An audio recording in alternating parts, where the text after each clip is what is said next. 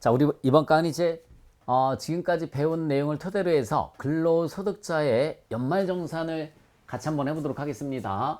공식을 일단 먼저 쓸게요. 총급여를 다른 말로 이제 근로소득이다라는 말을 씁니다. 근로소득 마이너스 근로소득공제 마이너스 근로소득공제를 하면 근로소득 금액이 나오겠죠? 근로소득 금액이 계산이 됩니다.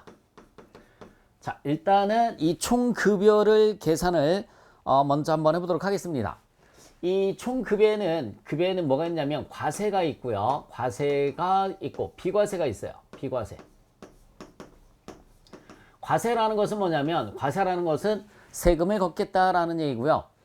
비과세라는 것은 세금을 걷지 않겠다라는 얘기입니다. 그래서 과세는 예를 들면 기본급 당연히 과세입니다. 그 다음에 상여금도 과세가 되겠죠. 상여금도 과세가 되는 거고요. 무슨 수당자가 들어가는 것들은 죄다 과세다라고 생각을 해주시면 돼요.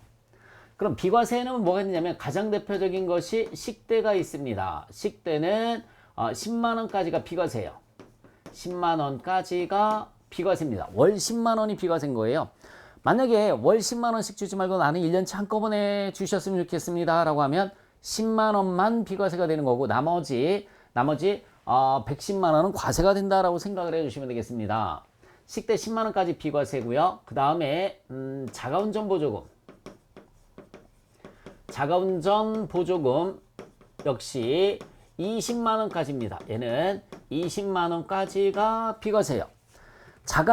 자기 차량, 본인 소유의 차량을 업무에 이용하고서 받았을 때 20만원까지가 비과세입니다.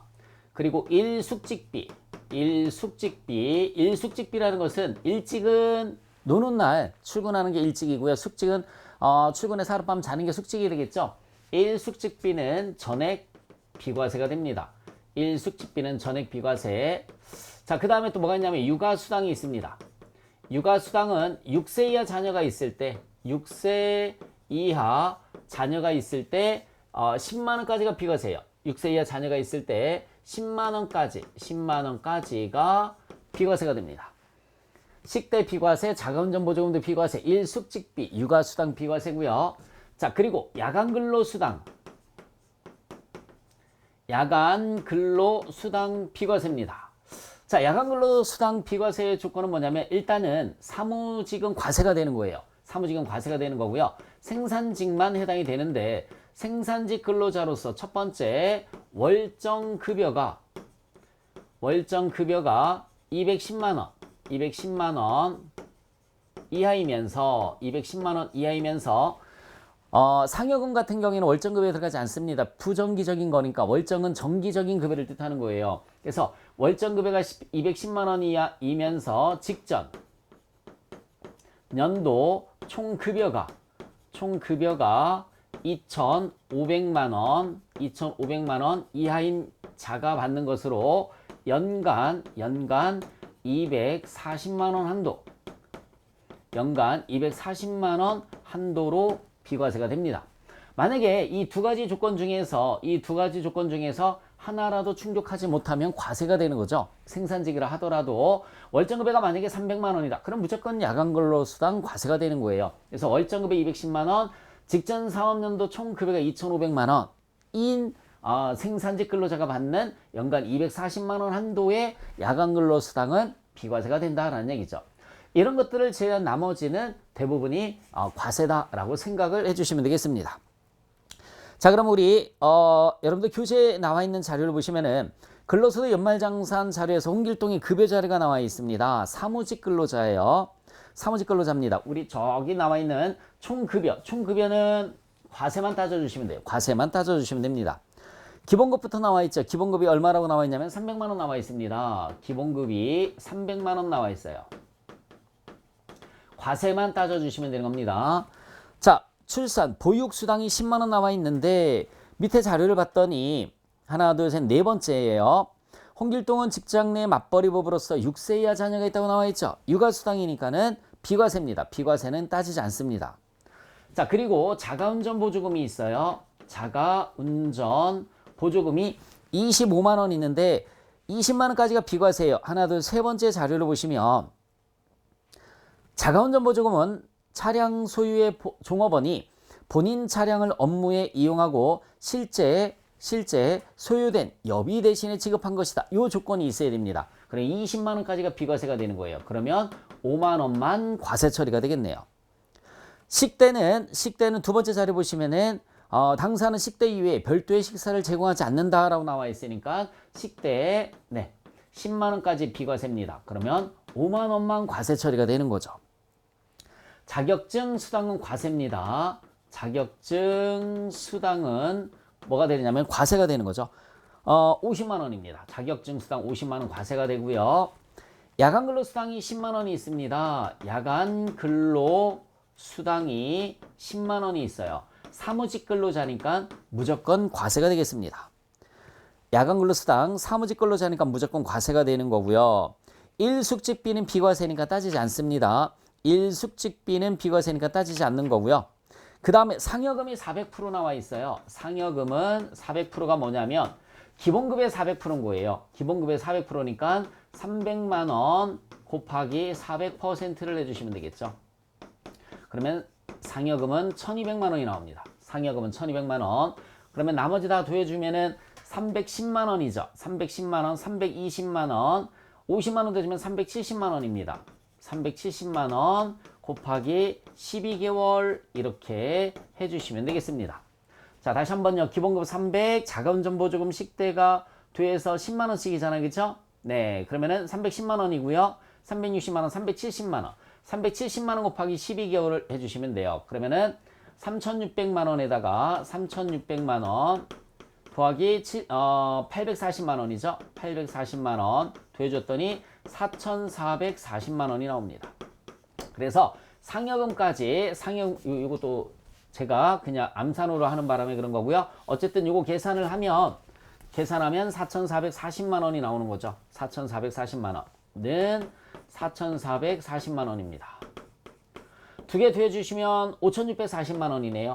5,640만 원이 총 급여가 되는 거죠. 총 급여는 5,640만 원. 그래서 여러분 한 페이지 넘겨서 보시면 방과로 1번에 총 급여는 5,640만 원 나왔죠. 네, 여기 5,640만 원이 이렇게 들어가시면 되는 거고요. 비과세는 총 급여에 들어가지 않습니다.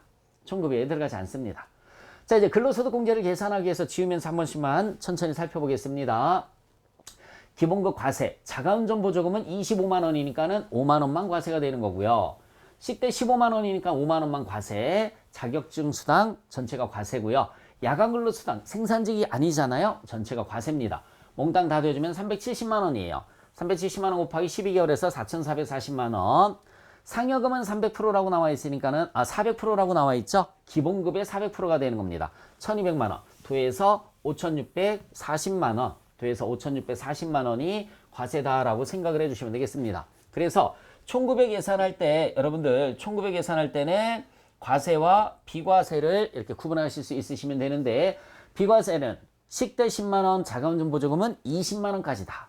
일숙직비는 전액이고요. 육아수당은 6세 이하 자녀가 있을 때만 비과세가 됩니다. 그리고 야간근로수당은 비과세 조건이 생산직 근로자만 야간근로수당이 비과세가 된다고 그랬죠? 네, 월정급여 210만 원. 직전 총급여가 2,500만 원 이하인 자가 받는 것으로서 연간 240만 원 한도 내에서 비과세가 되는 겁니다. 연간 240만 원 한도 내에서 비과세가 되고요. 홍길동처럼 사무직 근로자는 무조건 과세가 되는 거예요. 자, 그래서 총급여를 근로소득이라고 합니다. 다른 말로 총급여를 얼마로 계산을 했느냐면 5,640만 원으로 계산을 했습니다.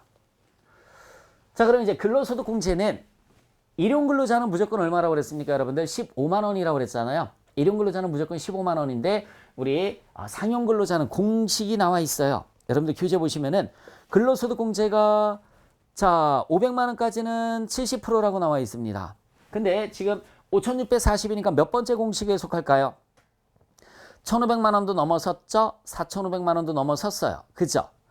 1억까지가 해당되겠네요. 4,500만 원 넘어섰으니까 4번 공식에 대입을 해주시면 되는 겁니다. 1,200만 원 플러스 총급여 5,640만 원, 5,640만 원 마이너스 4,500만 원. 공식이에요. 네. 암기하실 필요는 없습니다. 4,500만 원. 그래서 요거부터 빼주시고 곱하기 몇 %라고 나와 있느냐면 5% 이렇게 나와 있습니다. 그러면은 4,500을 빼주시면 1,140만 원이죠. 1,140만 원. 1,140만 원의 5%예요. 515, 515, 54, 20. 그죠? 557만 원이죠. 57만 원. 그죠? 57만 원. 그러면 1,257만 원이 근로소득 공제가 되는 겁니다. 1,257만 원이 근로소득 공제가 돼요. 그냥 공식에 대입하시면 되는 거고요. 암기하실 필요 없습니다. 5,640만 원 총급여 마이너스 4,500만 원 빼주신 다음에 곱하기 5%에서 나온 금액을 1,200에 더해주시면 돼요. 그러면 근로소득 금액은 얼마로 계산이 되느냐면 4,383만 원이에요. 4,383만 원이 근로소득 금액이 되는 거죠. 됐습니까? 자, 그래서 500만 원까지는 거기 공식을 보시면은 500만 원까지는 총 급여의 몇 %라고 그랬습니까? 70%라고 그랬어요. 그래서 앞에서 그 기본공제 따질 때 제가 이거 설명을 해드렸단 말이에요. 기본공제 따질 때 총 급여를 다른 말로 근로소득이라고 그랬고요. 마이너스 근로소득 공제는 근로소득 금액이라고 그랬단 말이에요. 그래서 얘가 500만 원일 때 여기 70%니까는 350만 원이 가고요. 빼주시면은 150만 원이 나온다고 그랬죠.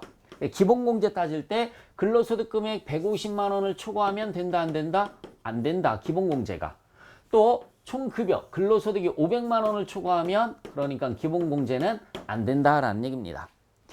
우리 기본공제 따질 때 총급여 즉 근로소득은 500만 원을 초과하면 안 되고 근로소득 금액은 150만 원을 초과하면 안 된다라는 얘기입니다. 시험 문제에 근로소득이라고 나올 때도 있고요. 근로소득 금액이라고 나올 때도 있으니까는 그냥 암기하시면 돼요. 500만 원, 150만 원 이렇게 암기를 해주시면 되겠습니다.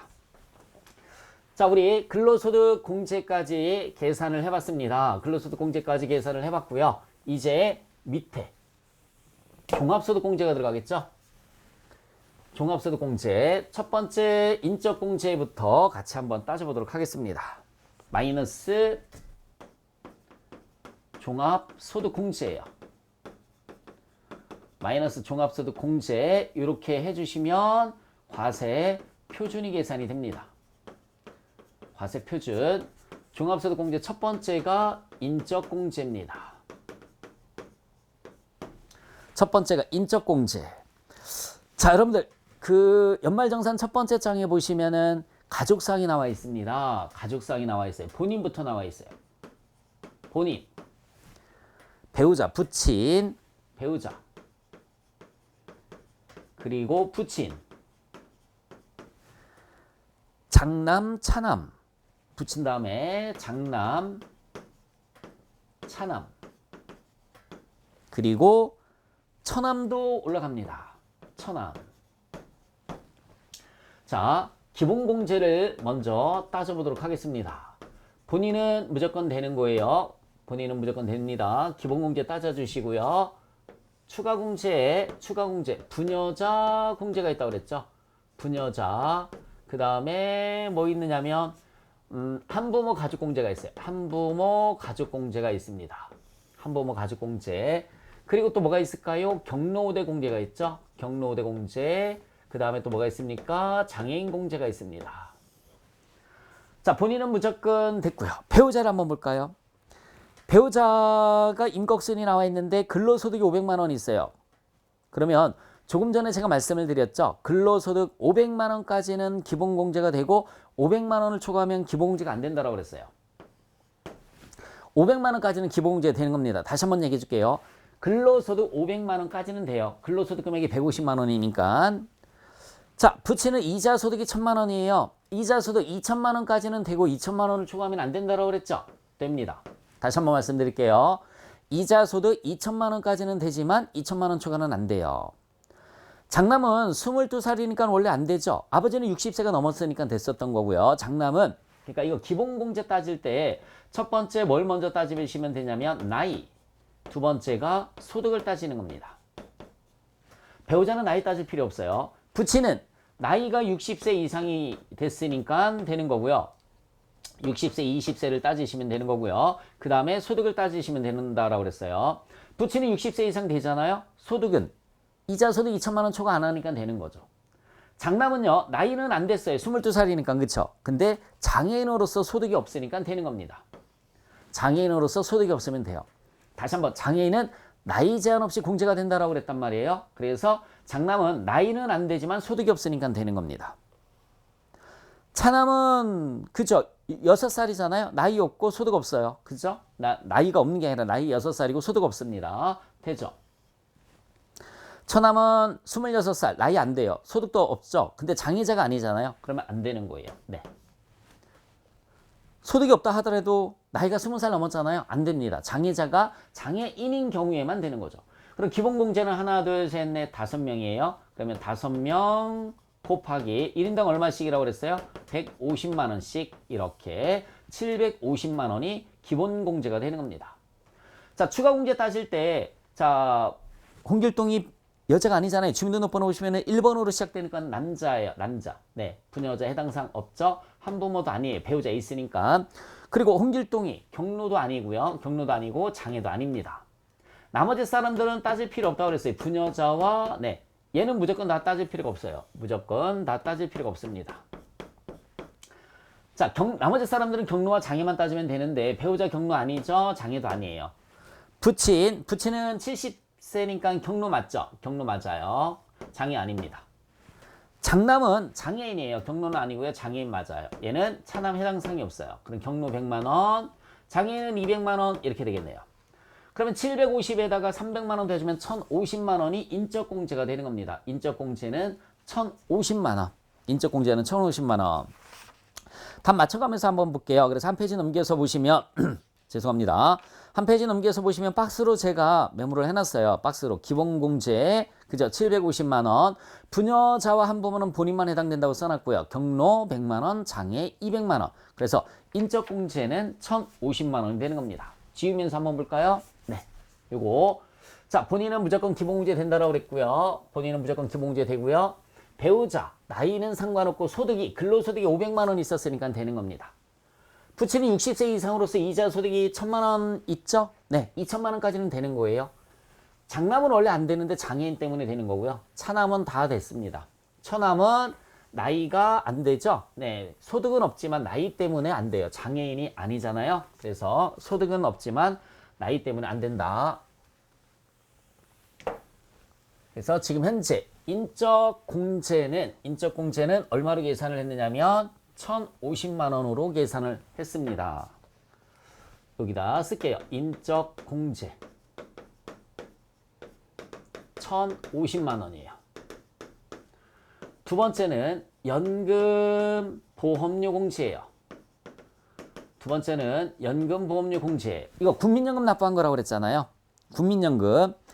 자, 급여 자료 밑에 보시면은 국민연금 납부한 게 20만 원씩 월 납부했다고 나와 있어요. 그죠? 국민연금 납부한 게 20만 원씩이에요. 20만 원 곱하기 12개월이죠. 240만 원. 이렇게 갑니다. 국민연금 납부한 거 240만 원이 가면 되고요. 세 번째는 건강보험료, 고용보험료, 장기 요양보험료 납부한 거. 건강보험료가 10만 원이고 장기요양보험료가 5천 원, 고용보험료가 2만 원이니까 다 더해주면 12만 5천 원이 됩니다. 12만 5천 원 곱하기 12만 5천 원 곱하기 12개월이에요. 12개월 동안 냈을 겁니다. 그러면은 150만 원 납부했네요. 150만 원이 되는 거고요. 150만 원. 자, 그 다음에 네 번째 이제 그 밖의 소득공제라고 해서 그 밖의 소득공제라고 해서 첫 번째 뭐가 있습니까? 주택자금 관련된 거 없어요. 그죠? 그 밖의 소득공제에서 주택청약 종합저축 불입액이 있네요. 그죠? 주택청약 여기 지우고서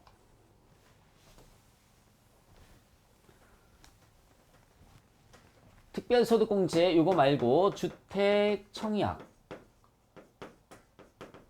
저축이 있습니다. 주택 청약저축 불입한 게 얼마라고 나와 있습니까? 여러분들 그 표에 보시면은 연말정산 자료 보시면 청약저축이 2019년 1월에 가입을 했고요. 연금저축 밑에 있어요. 200만 원 불입한 게 있어요. 200만 원.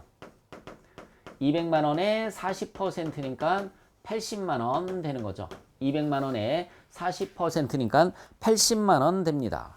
그리고 나서 네 번째 그 밖의 소득공제 신용카드. 네. 신용카드 소득공제를 써주시면 되겠습니다. 신용카드 소득공제.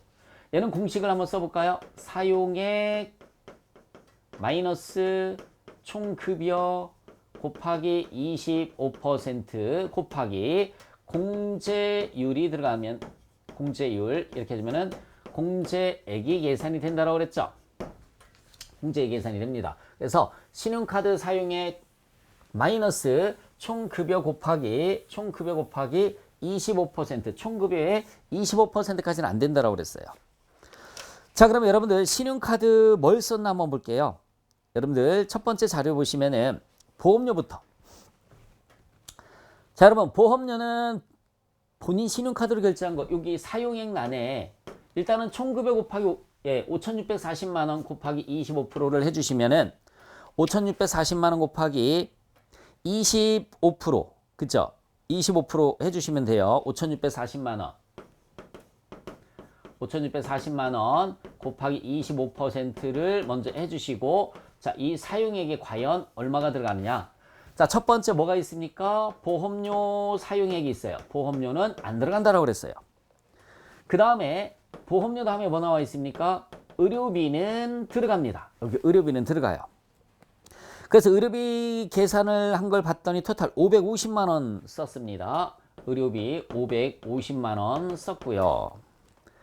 그 다음에 교육비는 안 들어가요. 단 학원비는 들어간다라고 그랬습니다. 단 학원비는 들어가요.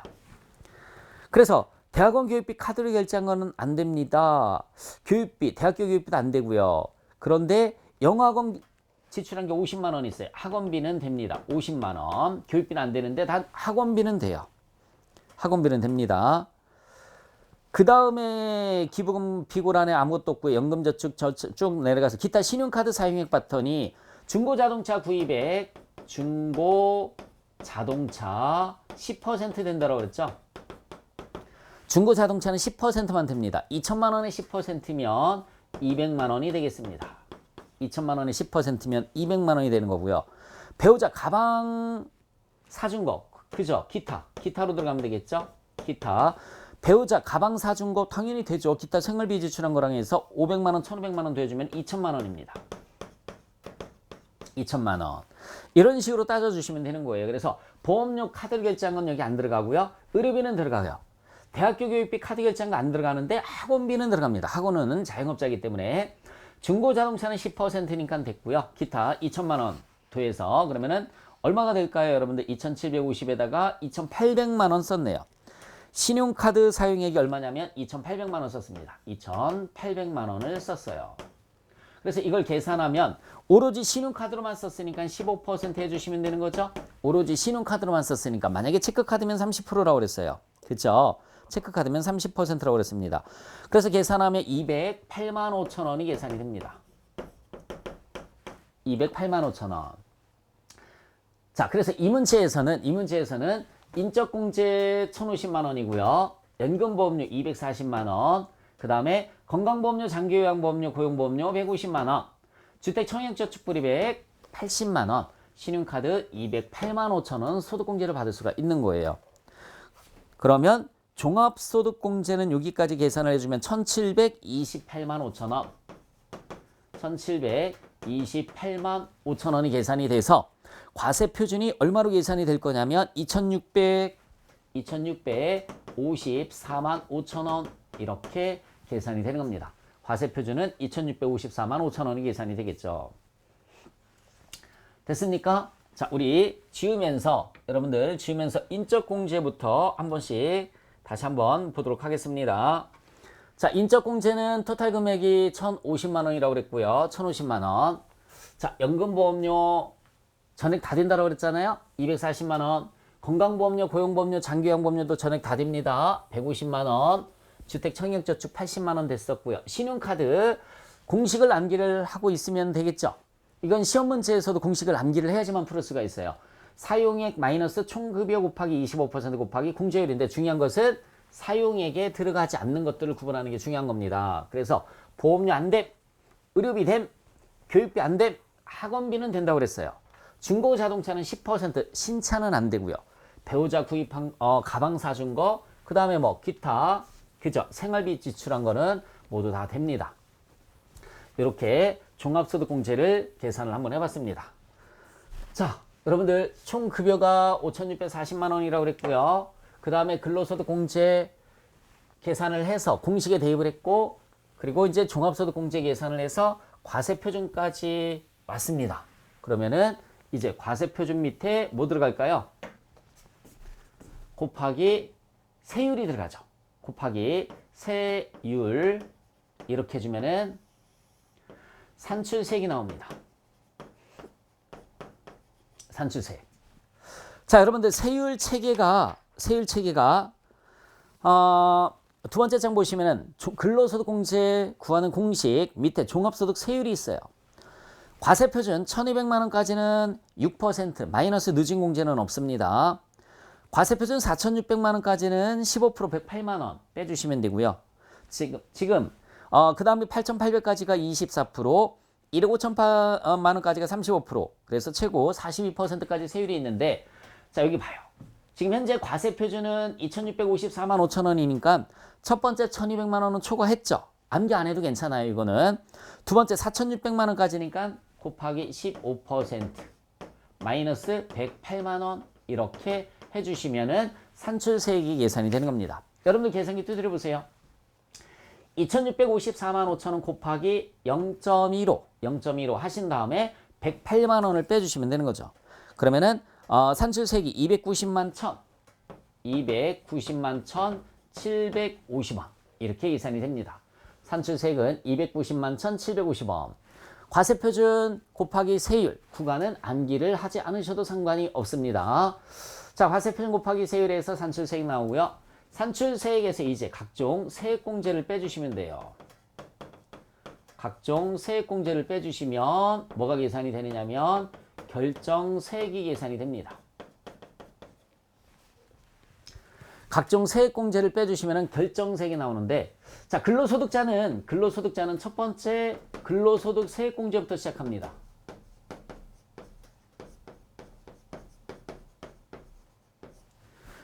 근로소득자는 첫 번째 근로소득 세액공제부터 시작하는 거예요. 근로소득 세액공제. 그래서 근로소득 세액공제는 자, 여기 산출세액이 290만 1,450원이 있어요. 이 중에서 130만 원까지는 55%입니다. 130만 원까지는 55%. 그래서 71만 5천 원이 나오죠. 71만 5천 원. 130만 원 빼주면 160만 1,450원이 나오죠. 곱하기 30%예요. 곱하기 30%. 그러면은 48만 525원. 48만 525원이 나옵니다. 48만 525원. 두 개를 더해주시면 119만 5천. 119만 5천. 525원이에요. 525원입니다. 525원. 그런데 한도가 있어요. 여러분들 지난 강에서 지난 강 세액공제를 잠깐만 한번 보실래요? 자, 근로소득 세액공제 한도는 총 급여 3,300원 아니죠. 5,600입니다. 7천만 원 이하예요. 7천만 원 이하는 66만 원 한도라고 나와 있죠. 소득세법상 세액공제 지난 강의에서 했었던 페이지 보시면은 근로소득 세액공제 총 급여 7천만 원 이하니까 66만 원 한도란 얘기예요. 그러면 이게 필요가 없다는 얘기죠. 이거 필요 없고요. 근로소득 세액공제는 그냥 66만 원만 되는 겁니다. 66만 원만 된다. 그래서 산출세 290만 1,750원 중에서 130만 원까지 55%, 130만 원 초과된 거에 30% 계산해서 더했는데 결국은 한도가 66만 원. 최고 한도가 74만 원밖에 안 되잖아요. 네. 그래서 66만 원이 들어가시면 돼요. 66만 원.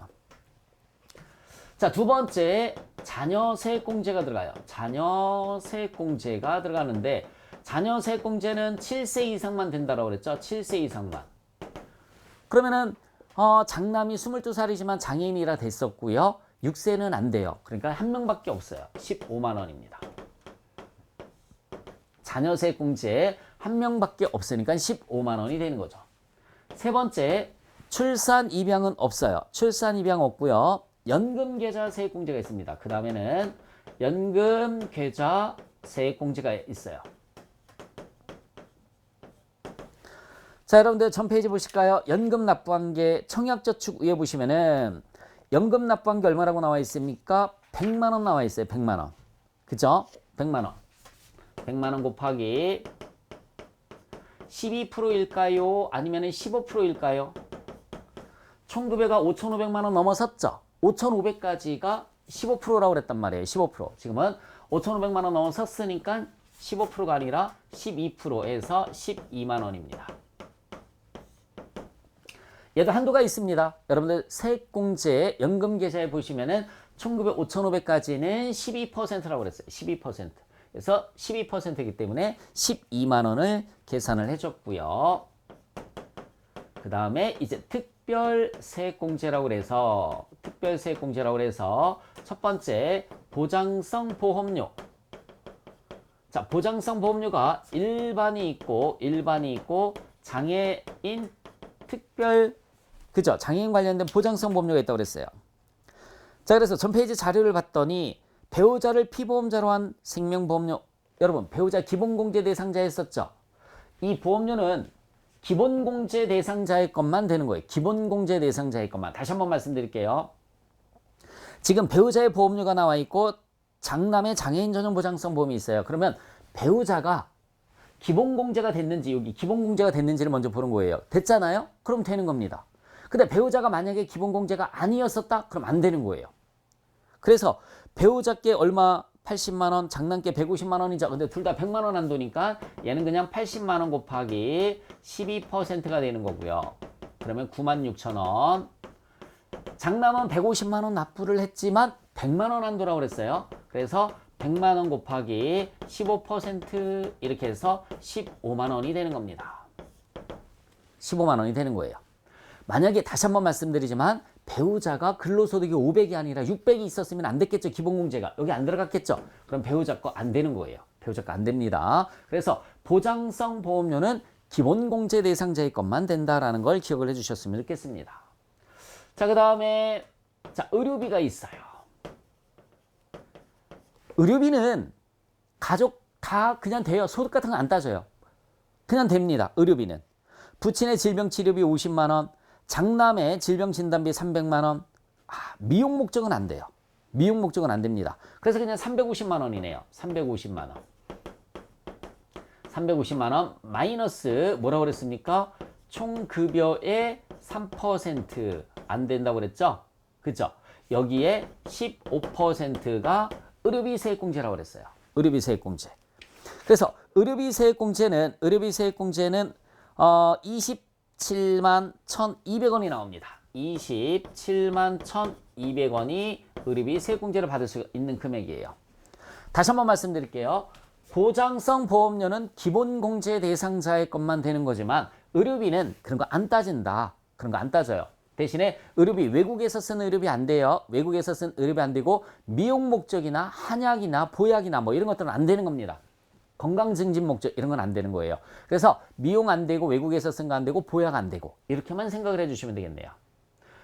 자, 의료비 사용액이 350만 원이에요. 마이너스 1900 곱하기 3%에 15%니까 27만 1,200원이 나온 겁니다. 자, 의료비 다음에 이제 교육비를 한번 볼까요? 자, 여러분 얘는 기본공제 대상자의 것만 되고 얘는 그냥 가족이면 무조건 돼요. 근데 교육비는 나이는 안 따지지만 꼭 기억하세요. 나이는 안 따지지만 소득이 있으면 안 돼요. 소득이 있으면 안 돼요. 교육비 어떤 교육비가 있나 보세요. 부친의 대학원 교육비가 있죠. 여러분 직계 존속의 교육비는 장애인 특수교육비만 된다. 메모 한번 해볼까요? 장애인 특수교육비만 된다. 자, 다시 한번 말씀드릴게요. 직계 존속 교육비는 거기 세액공제란에 제가 써놓긴 했습니다. 세액공제란 참고하셔도 돼요. 지난 강의에 있었던 세액공제 페이지 보시면은 직계존속은 장애인 특수교육비만 공제된다 이렇게 써놨단 말이에요. 그래서 부친의 대학원 교육비 안 됩니다. 배우자의 대학원 교육비 안 됩니다. 왜? 대학원은 본인만 돼요. 대학원은 본인만 되는 겁니다. 장남의 대학교 교육비 일반이라고 써있죠. 왜 일반이라고 써놨느냐면 장남의 장애인이라고 나와 있잖아요. 이걸 장애인 교육비라고 생각하시면 안 돼요. 그래서 그냥 장애인도 일반 대학교 다닐 수 있는 거잖아요. 장애인 특수학교가 아니라. 장애인 교육비는 장애인 특수학교를 얘기를 하는 거고요. 장애인들도 일반 학교 다닐 수가 있어요. 그래서 900만 원 한도니까 되는 거죠. 학원비는 교육비 공제가 안 됩니다. 아까 신용카드는 됐지만 교육비 공제는 안 돼요. 처남이 나이가 26살이기 때문에 기본공제가 안 됐었죠. 소득은 없어요. 소득만 없으면 돼요. 교육비는 소득만 없으면 되는 겁니다. 결국은 장남의 대학교 100만 원, 그 다음에 처남의 대학교 100만 원, 200만 원이네. 200만 원. 200만 원 곱하기 15%는 30만 원이 되는 겁니다. 30만 원. 다시 한번 천천히 말씀드릴게요. 교육비는 나이는 안 따져요. 소득만 없으면 돼요. 교육비는 소득만 없으면 돼요. 의료비는 나이도 상관없고 소득이 있어도 상관없어요. 근데 보장성은 무조건 기본공제 대상자의 것만 되는 겁니다. 보장성 보험료는 무조건 기본공제 대상자. 소득, 나이 다 따지는 거예요. 의료비는 다 안 따집니다. 교육비는 나이는 안 따지고 소득만 따집니다. 소득만 없으면 돼요. 다만 직계존속은 장애인 특수교육비만 되고요. 대학원은 본인 것만 된다라고 생각을 해주시면 돼요. 자, 그 다음에 이제 교육비 다음에 기부금 세액공제가 있습니다. 기부금 세액공제가 있는데, 자, 기부금 어떤 기부금을 납부했나 한번 볼까요, 여러분들?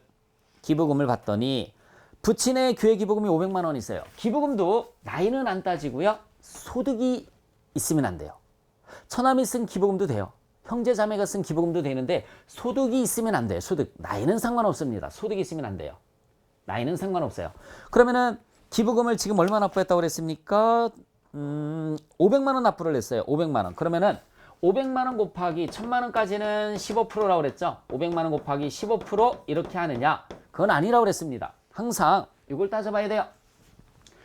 기부금만큼은 근로소득 금액이 4,833만 원이니까 10% 한도라고 그랬습니다. 종교단체에 기부하는 것은 10% 한도예요. 그래서 500만 원 곱하기가 아니라 438만 3천 원 곱하기 15% 이렇게 되는 거죠. 그럼 나머지 공제받지 못하는 61만 7천 원은 다음 연도로 넘어가서 공제를 받을 수가 있는 거예요. 그래서 65만 7,450원이 세액공제를 받을 수 있다는 얘기죠. 한 번만 더 말씀드릴게요. 기부금만큼은 요 근로소득 금액의 10% 한도가 되는 거예요. 종교단체는 그래서 500만 원 곱하기가 아니라 438만 3천 원에 438만 3천 원에 15% 65만 7,450원이 된다. 여기에서 공제받지 못하는 기부금은 다음 연도로 2월에서 공제를 받을 수 있다라는 그런 얘기가 되는 거죠. 자, 기부금 세액공제 다음에 이제 월세 세액공제가 있습니다. 월세 세액공제가 있는데 이 사람 월세 얼마 납부했나 한번 볼까요? 연 지급액이 200만 원 나와 있습니다. 연 지급액이 200만 원 나와 있어요.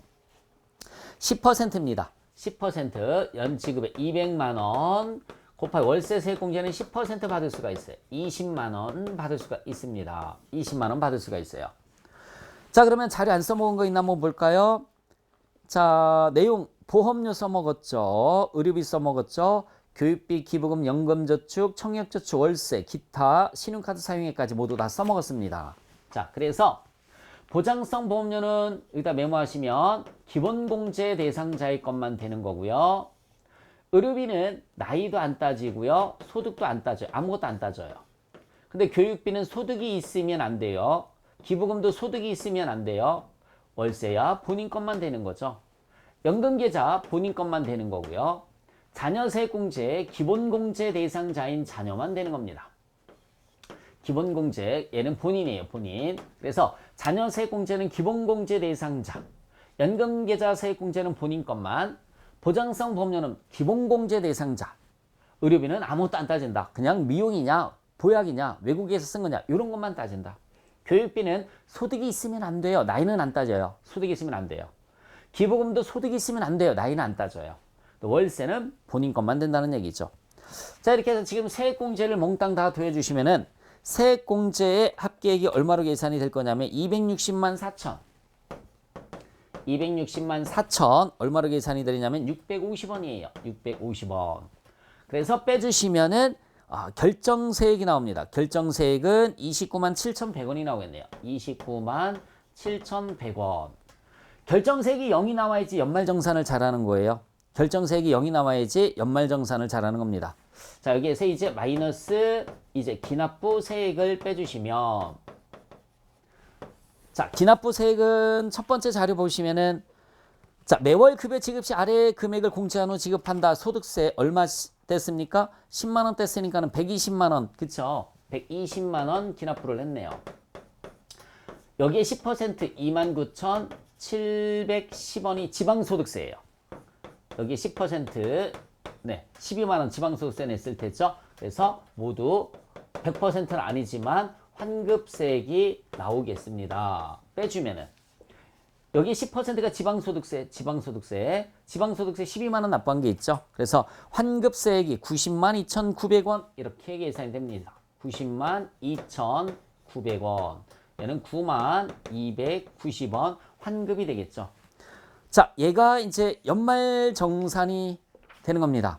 연말정산 지금 가장 기본적인 문제로 풀어봤죠. 물론 요즘 이제 시대가 발달됐기 때문에 이렇게 수기로 계산하지 않습니다. 연말정산하는 거 정말 편안합니다. 자동계산 시스템에서 그냥 금액만 입력하면 다 돼요. 하지만 우리는 이제 시험 준비하시는 분들이니까 연말정산의 흐름을 이렇게 기억을 좀 해주셨으면 좋겠습니다. 여러분들께서 다시 한번 그래도 자격증 시험을 떠나서 여러분들 연말정산 정도는 하실 수 있어야 될 거 아니에요. 뭐가 되는지 뭐가 안 되는지 짧은 시간 동안 좀 많이 부족했겠지만 시험 준비하면서 조금 더 연습을 하는 걸로도 하고요. 시험에서는 이렇게 흐름으로 안 나와요.